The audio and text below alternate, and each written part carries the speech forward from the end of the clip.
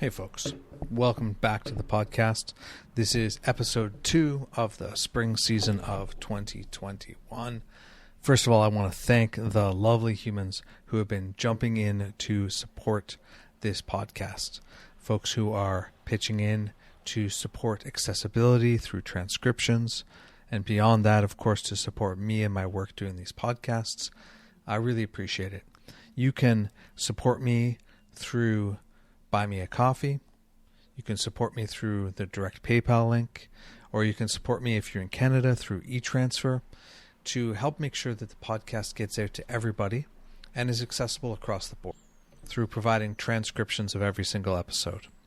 At the time of releasing this, we have funded almost 2 full episodes of transcriptions, which is fantastic. The goal is to fund all 6 episodes of the spring season through user support. So think about how much you've enjoyed the podcast, think about how many episodes you've listened to, and, check out those links and pitch in a couple bucks or a bunch of bucks, whatever feels good to you. This podcast has been running for 10 years now, and there are, as of this one, 117 episodes for your listening pleasure. Imagine if you couldn't get any of them. Imagine if you had not been able to partake in any of this process. That's what making this accessible is about. So, once again, I appreciate you checking that out. Again, I'll remind folks, if you are catching this via an email, specifically only of the episode itself, you're probably going to lose that service soon, and you should switch over to a different method of receiving this podcast because Google is deprecating that feature. There's nothing I can do to adjust that at this point in time. All right, but you can catch us on Podbean, you can catch us on Google Music, you can catch us on Spotify, and all those other great places. All right, enough of me talking. On with the episode.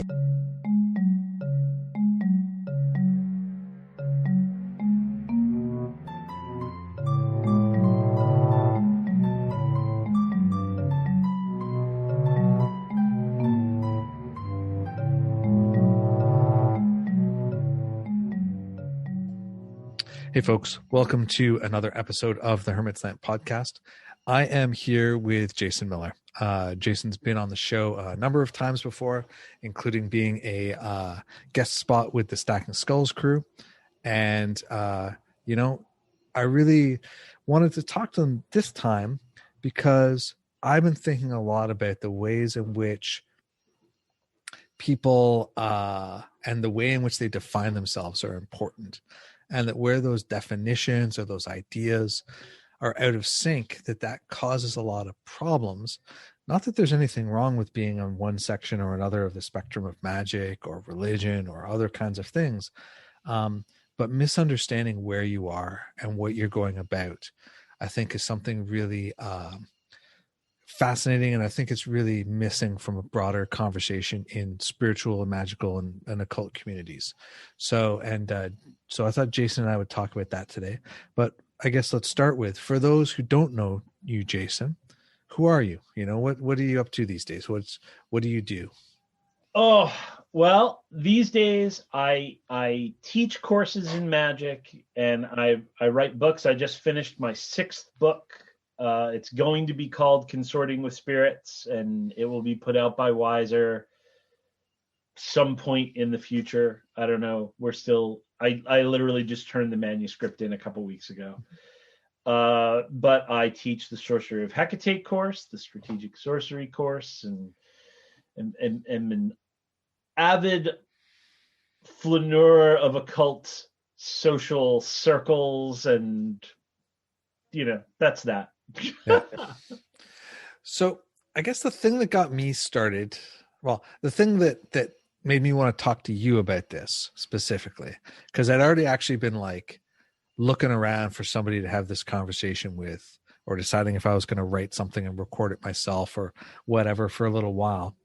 But you had a post where you were talking about this tension between magical practice and grimoires, Golden Dawn, whatever your kind of school would be, the structural stuff, and this sorcery piece, right? Which is that I'm going to grab this twig and this branch and I'm going to rub them together and spit on them and say some words. I'm going to do a piece of magic that way.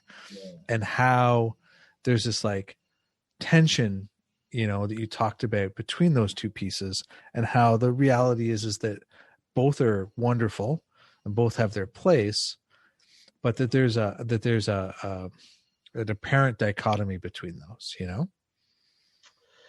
Yeah. I focus a lot on, I call it revelation versus research, right? Mm-hmm. Like people, they have these either revelations from spirit or even intuitions in the moment that don't have to come from anyone other than their own very magical spirits that they are themselves. Mm-hmm. But then there's, of course, matters of tradition and matters of research and so on. And unfortunately, for whatever reason, mostly the internet, people lately, they're creating dichotomies that there don't need to be. Like they're running these, like you're on team A or team B, never, and you have to pick a side.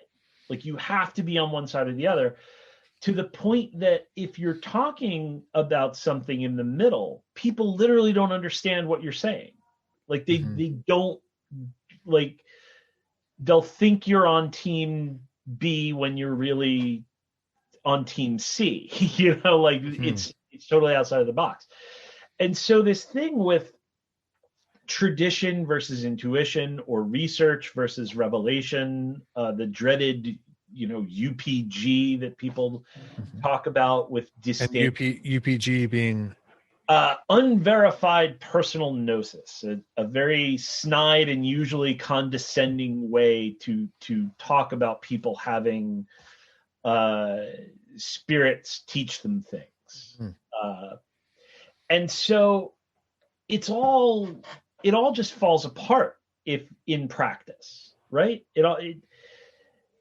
Because these things can rhyme with one another if you let them, right? So you've got the UPG people that, it's sort of like, I don't want to read a book.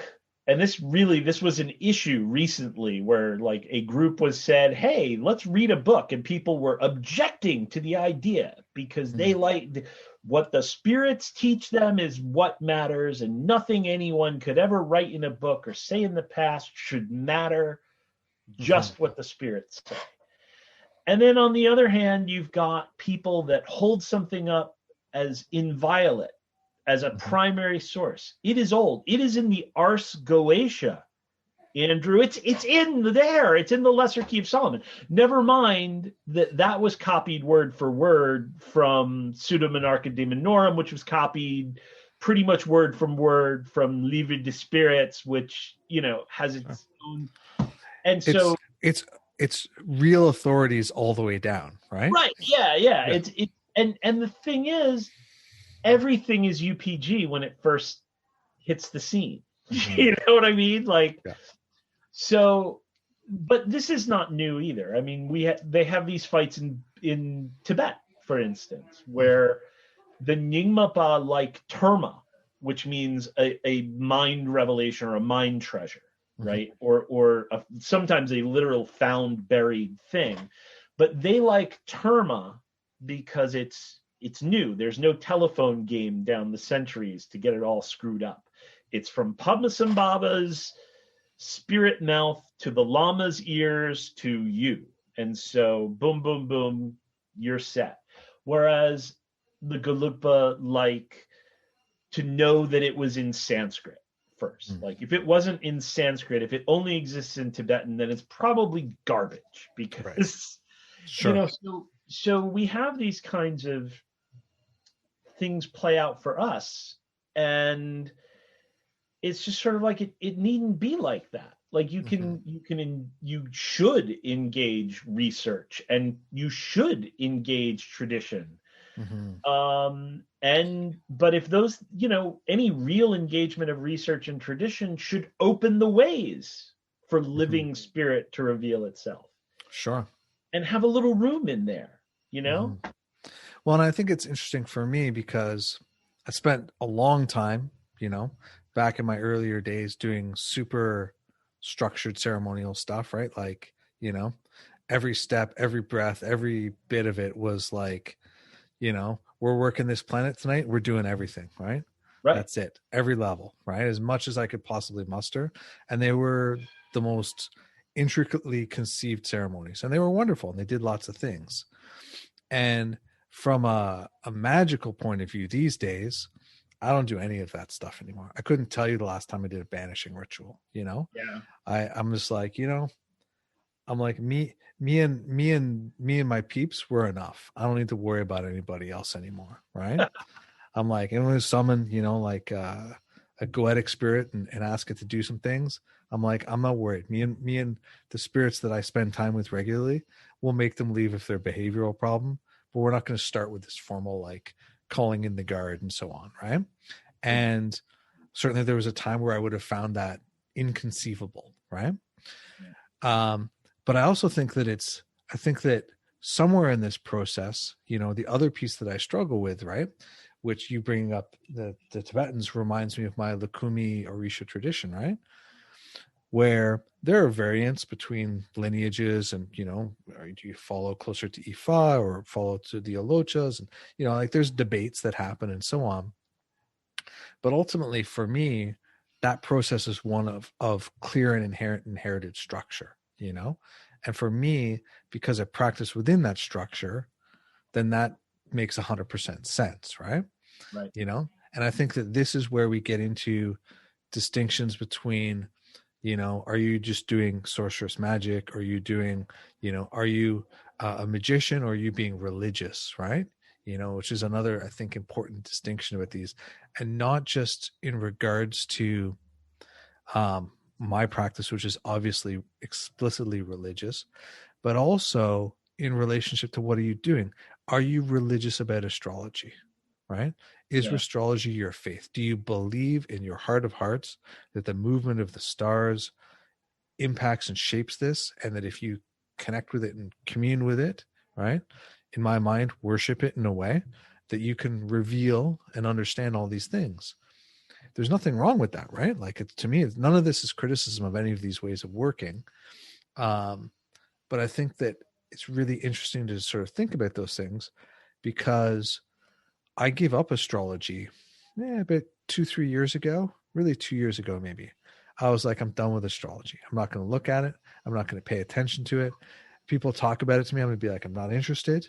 And I'm going to extricate myself from it entirely. Right. Welcome to the club. And, yeah, right. And, if you're interested in my story about that, the podcast I did with Jen Zart a number of episodes back, we talked about it at length about exactly why. But I think that it's possible, and when I talked about this stuff in a more public setting, right, the amount of people who came in and said, well, whether you believe it or not, you're being influenced by it. And I'm like, that's cool that you believe that. I get that. But also, that is your personal religious belief. That is not a necessarily fact of the universe, right? That is one structural model. So, yeah. In fact, one of the things that you could say the other way is that the deeper you immerse yourself in a stream, the more it affects you, right? I mean, that's how bodies of water work, right? Like, if there's a tsunami off the coast of Japan, I don't get knocked over because I'm not in the water. So, and that's why, like, when you're doing, when I was heavy into ceremonial stuff, and to receive one of the grades that I received, you had to memorize and write a test on 40 columns of correspondences to the Tree of Life from 777, which is Carly's book on that stuff, right? And the reason you had to do that, well, I mean, there's probably a few reasons, but I think one of them is it integrates that knowledge into your system. You step into that stream in a way that when you encounter a thing, your neurons will fire differently, right?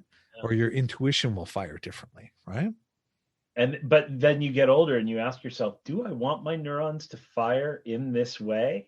Yeah, right. So the answer is sometimes no, I'm good. So I think that your examples there are great. and they give this playoff too. For instance, everybody that I have known my whole life that is involved in really any ATR, and I've known people since I was 15 involved in ATRs. Yeah. And ATR is African traditional religion. Yeah. So any of the religions from West Africa and their diasporic permutations through the Caribbean and Americas and stuff. Yeah. So there are traditions and there are protocols that they follow, but there are also huge amounts of open space for the spirits to say, do this for this client. And this for this person might not be the same spell or same thing you want to do for this other person. And some of the differences can be really radical and border on, seemingly almost like, well, yeah, no, we're not following this because you're not in Brazil right now. So, I think that when you look at these things in reality, you don't have these teams that seem to pop up in the community now. It was natural for revelation and research to play off one another. And then, of course, there's always fights. There's always debates over, is this valid? Is this not valid? Is this, but never this idea that people would just be like, well, I'm team follow the book no matter what. And I'm team fuck books. Books are just holding me back. I don't even want to know what's in the books. And so I'm seeing this now and I look around and I'm just sort of like, you guys are insane. You guys are insane. And like, can't you just see how this, like, take a step back? And if you got into the practice, you would see how this can gel together. But yeah, you have to, too much just doing your own thing leads to a mirror prison, where nothing is ever challenging because you're just exposing yourself to what you already believe. Yeah. Well, and I think that, I also think that, it kind of raises the like question for me always of like, what are people connecting with? Right.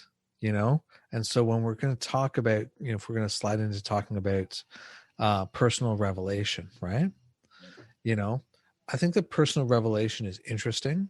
And I think that, in the ATRs and stuff, we'll talk about ashe, right? When ashe comes in and you say something and it's deeply true because spirit moved you or something moved you or it was revealed in those moments, and certainly in divination and stuff, like we see a lot of that, right? And I think that the thing is that but where is that coming from, right? And within the Orisha tradition, it comes through initiation, right? Like, there's formal structure, you're initiated, so on and so on.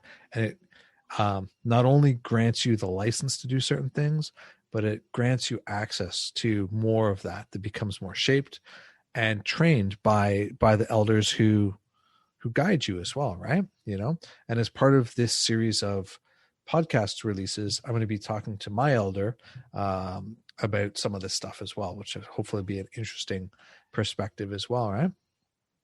But I often think of like, that if we go back to like a ceremonial model, right? When you're leaving Malkuth and you're heading up into the, wherever, right? And the first place you hit is Yasad, right? If you're lucky, and you're in the moon and you're in that hall of mirrors, right? Yeah. And so often I experience people or experience stuff that people are talking about where I can't understand what they're connected to. I can't understand where it came from, and I can't understand how it connects to anything else. And possibly that's my failing, right? And please, if I'm ever having a conversation with you and I say to you, you're listening to this and I say to you, I don't really understand what you're talking about. I'm really curious. This is not me attacking you. This is my curiosity, right?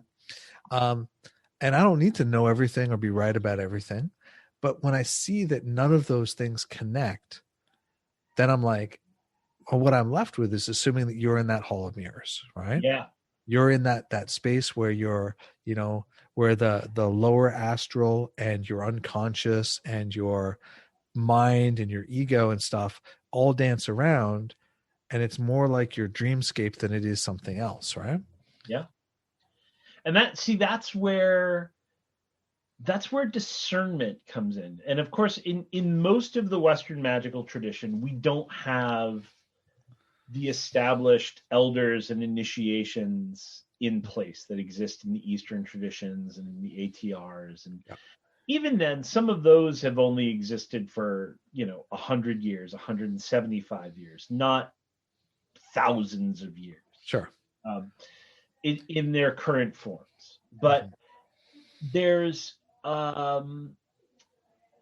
but so people need to know that, like, if we're going to forge our own way, right? Like, if we're going to go into this thing, there is no initiation for this, for sorcery, or for,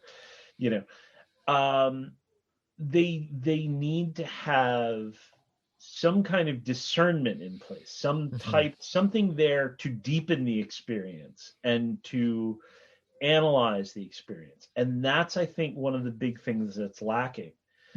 So for me, like, when I have experiences that present themselves as like, you should teach this, I'm sort of like, why?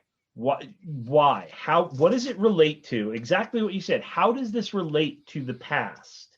And why is it, what does it do? And why is it good? Which is sometimes lost. Like, well, this is what it does. And like, and why would I want to do that? And then people are like, well, I don't know. Like, why is this a good thing? So things like that happen. So, for instance, I'll give you an example. I famously, I was in Nepal and I had this vision of Hecate while I was meditating at Pashupatinath, which is where they burn bodies at the riverside. And she said, when you go, you're going back soon. And when you do, offer me a supper, and I've got something to show you. And so what I didn't realize at the time is that I'm not just going back to the States because you can't stay in Nepal for that long, but because I would, in fact, be turning back to a wider world of magic and not focusing on Tibetan Buddhism exclusively anymore. So I went back and I offered her this supper, and she showed herself in this crazy form that everybody knows now from Sorcery of Hecate. And there were 4 guardians that I wrote about in Protection or Reversal Magic. Completely not related to her history, right? One had a bull's head, one had a horse's head, one had a serpent's head, one had a dog's head. But I saw this very clearly. And it was the type of vision where you can look away, right? And it doesn't follow you. It's not in your brain. It's over there. Like, you can look away from it and then you look back and it's still there, hanging, in that quadrant. So there was a reality to it that I couldn't ignore. But still, in all, I was sort of like, okay, this is interesting, make a note, but my rules are, is it actionable? Is it useful? Is it good? So it was actionable that these were spirits, but what made me finally kind of go, yeah, we need to teach this, is somebody had pointed out, they gave me a copy of Steve Ronan and pointed out that in the Chaldean oracles, there is a form of Hecate that has these 4 heads. A tetratic form of Hecate that has these 4 heads. So even though these are 4 separate spirits, that was enough to be like, oh man, that's an undeniable connection. Revelation and research are in rhyme, and they're not directly confirming. So there's a channel there that's real. Mm-hmm. And that doesn't always happen. I am always telling people, like, I receive stuff that I toss out the door because it doesn't meet the, is this actionable? Is this useful? Mm-hmm. And so that's why I published this post gnosis checklist recently. Yeah. Like this is, when we talk about these things, use some of this terminology to examine it. Mm-hmm. I think when these things are happening, you want to roll with them while they're happening, right? Yeah. But then afterwards, you want to throw it under and have some criticism and discernment. And Sure. I mean, I think that, some of the things that were super helpful for me along the way was there used to be, back on some old listservs and stuff like that, I was involved in some thelemic ones, and there's this guy, David Jones, who was there. And I don't know much about the guy. I never met him, but he understood logic and logical fallacies like nobody else. And watching him and engaging him, and I would ask him stuff, and I would talk to him, and we corresponded a bit and stuff like that. And having him say, well, that's cool, but that looks like it's this kind of logical fallacy, or now you're creating a straw man, or now da-da-da, and on and on and on, right? That structure really hammered in for me, this idea that we can be super biased, we can have wrong thoughts, and we can have experiences that maybe aren't universal. I did a lot of Enochian magic, I did a lot of Enochian scrying and vision work and other things, and I can tell you that none of those things, even though maybe there are things that I could think about wrangling from those to teach and share, they were deeply personal. They were actually, in my understanding of it, that collection of spirits working on me and my consciousness and my energy self and so on. But like the real do that is like, well, just do the Enochian ethers and keep going until you stop and can't go any further, and then try them again later sometime. Like go do some other stuff and then come back. Like that's the work of it. I don't need to make that into Andrew's personal course about these things, Right. So, and then the other thing that I think was really helpful too was I spent a couple of years doing Jungian analysis with somebody who was from South America and had studied shamanism down there and was very magically inclined, but totally a Jungian analyst, right? And the conversations that we would have, especially towards the beginning of our working together, where I'd be like, I had this magical dream. And he'd be like, great, let's look at it psychologically, right? And we would go through it psychologically, and sure enough, on a psychological level, it revealed all sorts of things. Was there also a magical element? Yeah, sometimes there was, sometimes there wasn't, right? Sometimes it's just my narcissism and ego, right? And I think that learning how to sort of look at these things and see what remains, and what endures, I think that that's so helpful, right? Yeah. Your mention of the Enochian stuff, that was a big one for me. That was like, it produced visions aplenty, and I literally had at one point a book that I had written down of essentially like prophecies from one of the Enochian aethers. And I sat and I looked at this like 13,000 word thing, which at that point was probably more than I had ever written on any topic ever. And I looked at it and I thought, who's this going to help if I publish it? Why is it good? Even if it's true, why is it good? Mm-hmm. And I couldn't answer that. So I tossed it. Yeah. And I'm so glad I did, because absolutely nothing came to pass from that encounter. Absolutely nothing passed the sniff test. And so, but yeah, there were other things that I got out of Enochian magic that I really got hit with. I bought an old copy.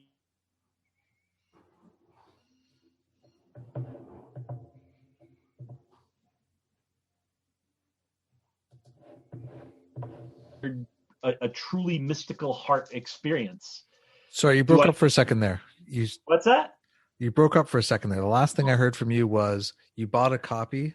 Oh, I bought a copy of Enochian Magic during your used book sale. And I bought it because I had it when I was younger, and I did one of the works that just opened the yoga book, right? Yeah. Yeah. Do I think it's a good book on yoga? No. I don't think it's a good book on Enochian magic. I don't think it's a good book on yoga. I don't think it's, but yet this one exercise that I did with full faith and passion, it gave me a window into to what mystics talk about when they talked about universal love and so on. So, well, I think that that's also another interesting point, right?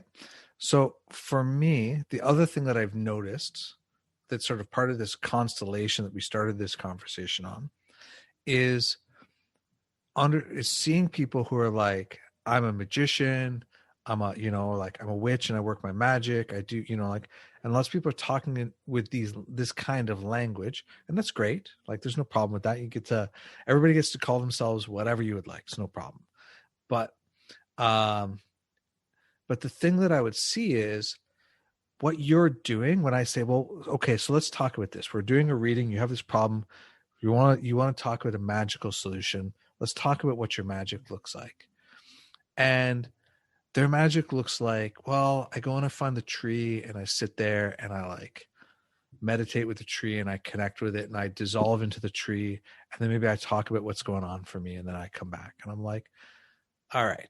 So what we're talking about now is something that's being a mystic, right? Communing with nature, losing our ego, communing with a bigger sense of self, transcendental meditation, whatever, right? Well, we're not talking about with what I mean by magic, right? And what I mean by magic is through conscious, deliberate actions, seeking to make change in the world, right? Yeah. And by the world, I mean, like, you should be able to knock on it, right? Yep. And I think that they're both are wonderful. And I think that people at different times experience both. Like, it's not an either or, like a lot of this conversation. But I think that if you're misconstruing that your experience of transcendental love is suddenly going to bring you the lover you've been yearning for. Yeah. Well, maybe if the obstacle was your lack of that experience, it's possible, right? But probably not, right? Probably there are other factors that could be addressed magically if one were more, sorcerously or ceremonially inclined to solve them, Yep. Yeah. So people adopt these monikers and identities, and like you, I'm sort of like, let's drop the terms and talk about what it is in plain language. Like, just explain it like I'm 5. And that's when the identity collapses, right? That's when it turns out there's no there. I mean, sometimes there's something amazing there, but and at times they'll get advice, or they'll heed advice that is meant for one person and not another. And it's not good for where they are. It might be poison for where they are. Sure. This is not only true for magic, it's true for finances. If I talk to you about a piece of financial advice that might be good for you and I, if we gave that same piece of financial advice to somebody that's broke, it might just make them more broke, So there was somebody recently, they came on to a community and were like, well, my head spirit, and I was like, put the brakes on. What do you mean when you say head spirit? Because this means something in a certain context. And then they'll be like, oh, well, if you don't like that, then my HGA. And I'm like, no, I want you to stop running for terms and explain it without the lingo. Like, just explain what it is you mean, what it is you do, what's happening. And then they kind of got down to the nitty gritty of it. But yeah, it's that kind of I'm a witch, I'm a magician. I mean, these all mean different things to different people. Mm-hmm. I mean, even those terms, you know, what it means to be a ceremonial magician to somebody who is in the Thelemic Golden Dawn mode is completely different than what it means to be, you know, somebody who's in that Solomonic headspace. Mm-hmm. No, for sure. Yeah. Well, I really like the idea though of like deconstructing what is it that you're actually doing, right? What is it you're actually connecting with, right? And I think that looking at that and always like the question I always have, right? You know, especially because, you know, as a priest in a traditional Lukumi tradition, right? My elders tell me that Orisha does not speak to the uninitiated except in ceremonies and through divination, right? And so when people have visions, they're like, I had this, you know, somebody came to me while they're like, Andrew, I had this vision and I looked it up and I realized it was Olokun. And I'm like, cool. I'm like, number one, I'm not saying it's not true. I have no idea, right? I would tell you that my elders will say it doesn't mean what you think it means. But number two, question is why? Why would you have a connection to that spirit that you've never had any connection with whatsoever? Yep. Right. And, you know, and the same goes for like, you know, I've had like random angels pop up. I'm like, I can't even remember ever seeing that name before. And I'll look it up and there'll be an angel, right? Or I'll look it up, I'll find nothing. And I'm like, and at that point I'm like, why? Why is this particular being going through all of that work to come and talk to me at this point? What is the reason for that, you know? And in my I'll talk only about myself, right? But a chunk of that time I'm like, I have no idea and it doesn't make any sense. And so I'm going to put that over in the column of stuff that, you know, I'm probably not going to pay that much attention to.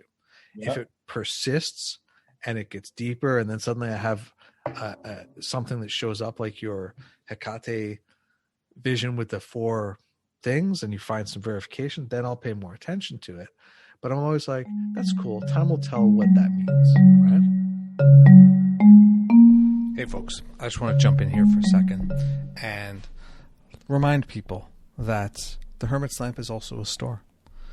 So I have an online store and an in-person store in Toronto that sells over 400 tarot decks, 300 kinds of crystals, and incense holders, candles, oils, and all the magical goodies you might want for whatever spiritual practice you are up to.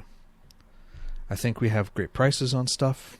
Everything is sourced to the best of my ability to be authentic, and we offer pickup or in-store shopping when it's not COVID in Toronto, and we offer delivery just about anywhere in the world. So do me a favor, next time you're thinking about stuff, drop by thehermitslamp.com, check it out, see if we've got something you need there, because I always appreciate that support. And in 30 years, that vision of Hecate appearing in Nepal is the only time that something completely untriggered was like, hey, magician, I have something that you need to do. Yeah. And sense wasn't made of it until later. Yeah. As to why.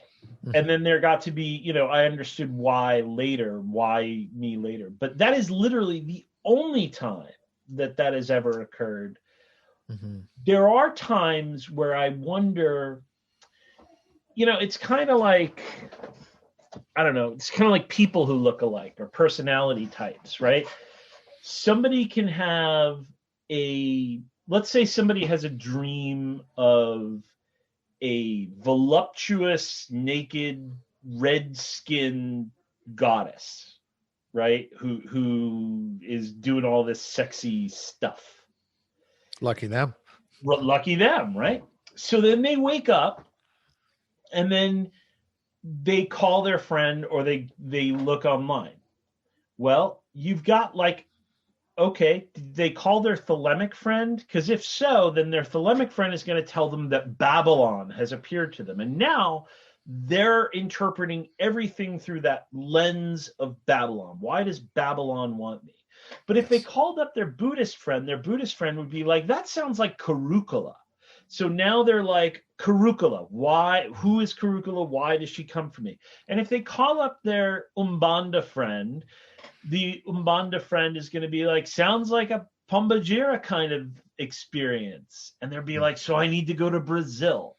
And it's sort of like, yeah, are all three of these sort of red scarlet sex goddesses? Sure enough, there's probably a dozen others. Are they all the same being? No. Like with, might there be some underlying truth that is bubbles up within them? Sure. But and is there a spirit that they're connecting with, right, that has some of that quality, right? But isn't any of those things, right? And then it gets really complicated, as Jesse Hathaway pointed out to me one day. He's like, yes, but if Pombagira decided to manifest as a Carúcula Pombagira, she could. I was like, because that's how we got Maria Padilla and all these others. And I'm like, yeah, and then that gets even more complicated for sure. Yeah, but it's not the people that it happens to habitually. Mm-hmm. That's the other thing where it's sort of like, yeah. And I think that there's also this question in those regards too, right? Of like, and maybe yeah, whatever. I don't even need to put caveats in front of it. There's always this question of, at what point, why are you so open that everything's coming and talking to you? Yeah. Right? And for me, it's like, listen, I don't want to hear about you after I've gone to bed. I don't want to hear about you when I'm not in temple or meditating or at my shrine, right? Yep. And even then, I don't necessarily want to hear about you. It better be important if you're coming into my dream, right? Better not just be like, hey, how's it going, right? Better be something very specific.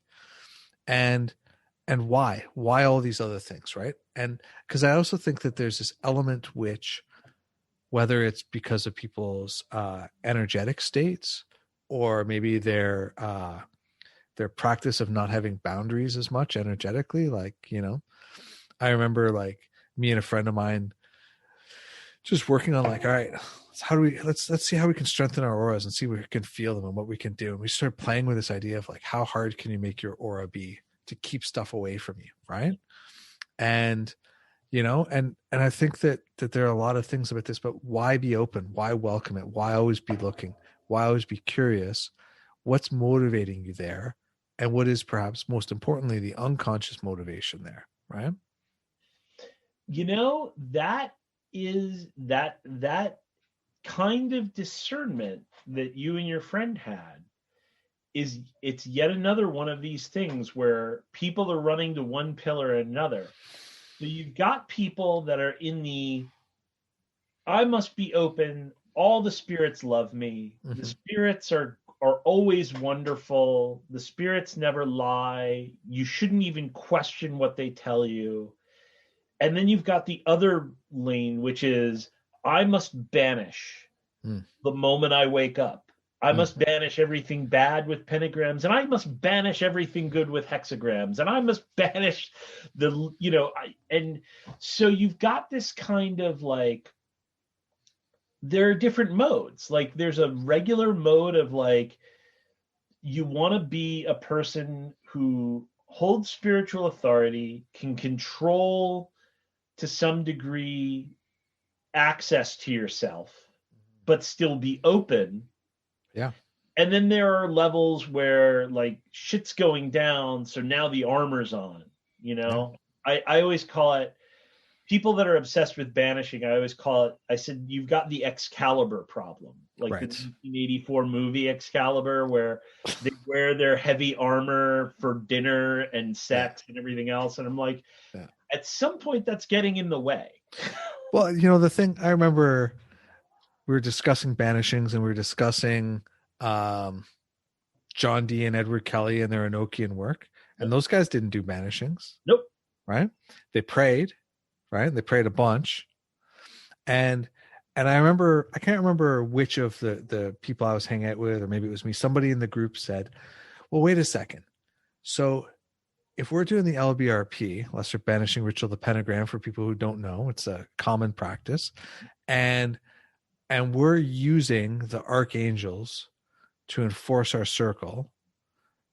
Do I even bother banishing? Like, if I'm going to call Michael, do I even banish at the end? What's the value of banishing if I'm, and so we started playing with like, well, what if we just do this as our opening, call Michael into the center of the circle, and then say, thanks for the good time, guys. See you later.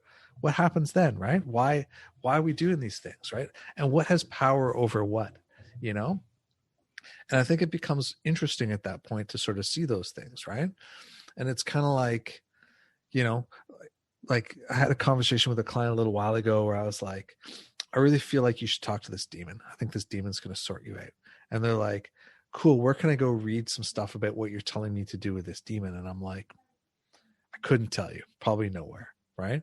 Because what I'm telling you is say some prayers, call this demon, ask it what it wants for you to solve this problem, have a conversation, right? Don't be overly generous in what you offer as compensation, and then thank it, and tell it when you want it done by, and then move forward, right? And like, in a sense, that's standard practice, but in the sort of like not structured, we're going to banish you and control you and whatever it's something else. But it's also not like I'm going to trust you and be fully open to you. It's like, we're haggling here. We're going to negotiate. We're going to come to an agreement, And I think that that's part of that middle ground that we're possibly looking for, As I wrote this book about spirits, there's like a running joke with myself was you could entitle every chapter could be subtitled just like you do with people. Yes. Because like once it gets into magic, people lose all their goddamn common sense for the things that they already do with people. Yeah. Like we have a certain level of openness with people. We have a certain level of how we close access to people. We have a certain level of discernment of those are people I don't want to hang out with, and these are people I do. We have a certain level of these are people that I will hang out with or appeal to in certain circumstances. Sure. Police, organized crime, whatever it is. Yeah. But they are not uncle. Right. They are not the people that I want to spend every day with unless I want to get dragged into that world. Yeah. And so all of these things that we've learned with people, these just common lessons of walk softly and carry a big stick. What does that mean? It means you don't have to beat the crap out of the spirit and approach it all kinds of aggro and assume it's lying to you. Mm-hmm. One of the biggest questions I got from people was like, how do I know it's telling the truth? What names can I use to force it to tell me it, the truth? And if I have its name, is it true that it can't mislead me? Mm. And I'm always just sort of like, if somebody came up to me at like an occult festival and said, hey, Jason, and I turned around and I said, yeah. And then they threw a triangular cage around me and said, are you really Jason? And I said, yes. And they're like, are you really? Yes. Are you really, really? Yes. By the name of Adonai, I demand you tell me your truth. And I went through all this stuff. I'm just going to be like, okay, well, now I'm fucking annoyed. And, you're going to say you can't lie to me if I use the name blah, blah, blah. And I'm going to be like, yeah, okay, yeah, sure. Sure, we'll go with that. Yes, Yeah. I really am Jason. They'll be like, okay, now could you help me out with something? And Right. be like, Yeah. fuck you. Yeah. So, I think that this thing, and I think that the thing that, so I've picked this up from being in the Orisha tradition and kind of stretched it into like some of the other spirits I work with, right?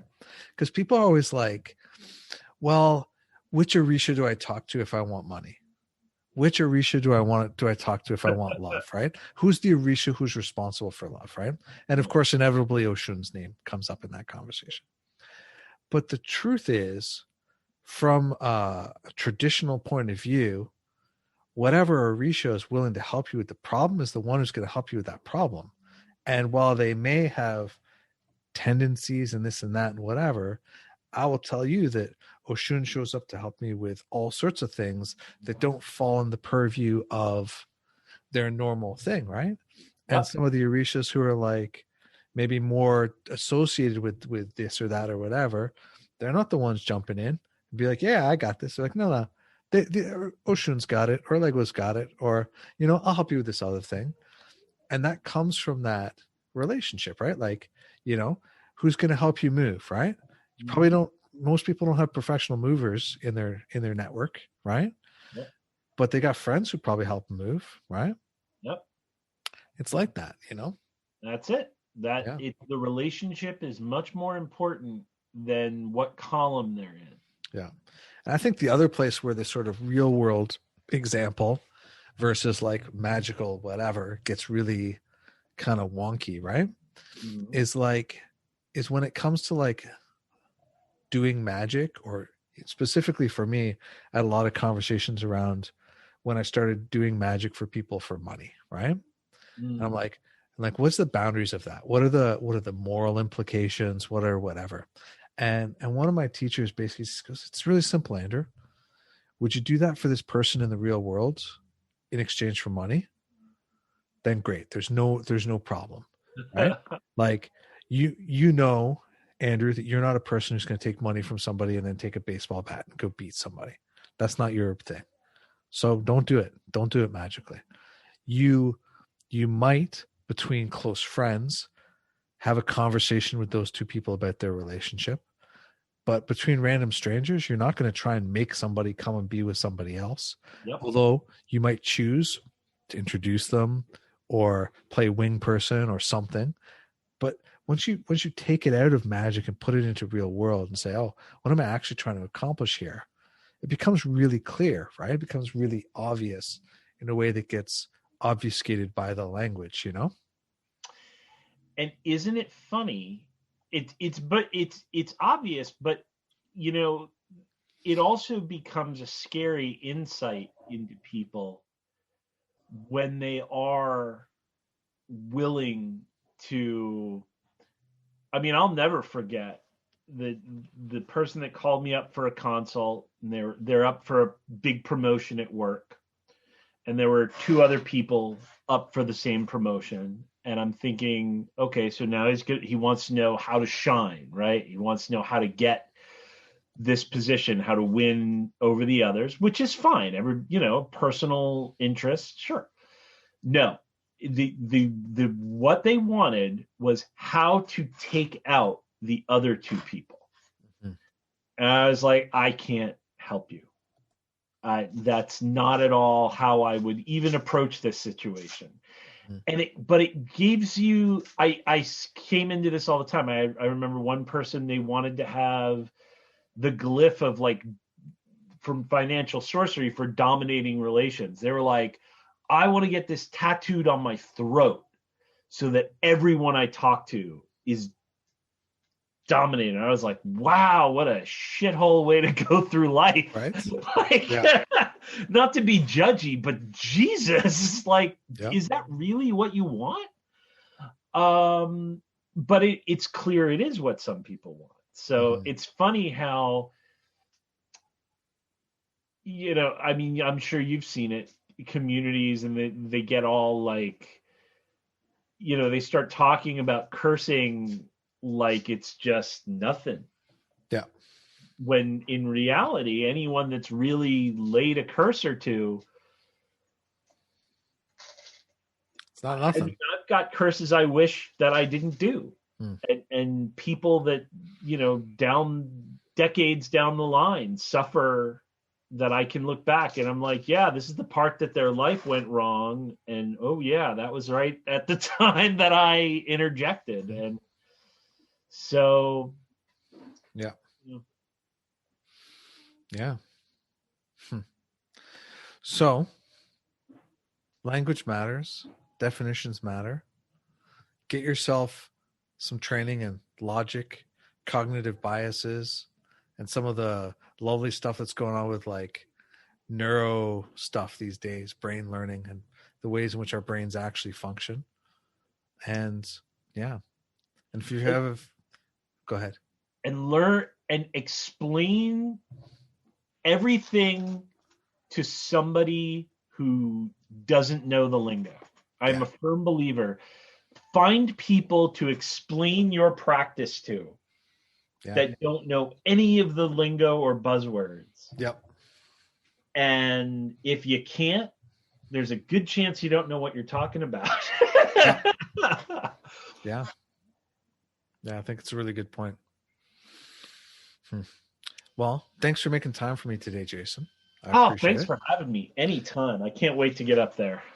Tell me where people should look for you. Where are you hanging out these days? Strategicsorcery.net is still probably the best place to get me. You find the blog there. And so if I've got anything major going on, it's there. I hang out on Facebook a lot, far too much. I still haven't gotten the hang of Twitter. And so therefore you won't find me on TikTok or anything. Who knows in this ever-changing game of platforms where I'll be next. But for sure, if you go to strategicsorcery.net, you'll find the thread there to where I am. Wherever you are, it'll come from there. Perfect. Yeah. All right, folks. Well, and I'm as always at thehermitslamp.com and on Twitter and Facebook as the same.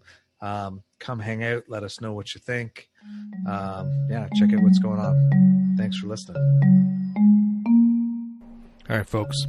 That is the second episode of the spring season of the podcast. There are 4 more coming your way. Coming up is also going to be Susie Chang and Mel Malin talking about esotericism and why you might be interested in that. Also, my bandmates, Stacking Skull, from our fake occult rock band, that is Fabeku and Aidan Wachter, are going to be joining me. I'm also going to be interviewing Maria Minnis to talk about anti-racism and the tarot and their fascinating work in that area, as well as I'm going to be speaking with my Lukumi elder, Willie Ramos, about Orisha stuff. All right. Thank you so much. There'll be a new episode next Friday. And please do consider checking out the links in the podcast and pitching in to support the podcast in general and accessibility specifically, so that we can make sure everybody gets equal access to this great stuff. All right. See you soon.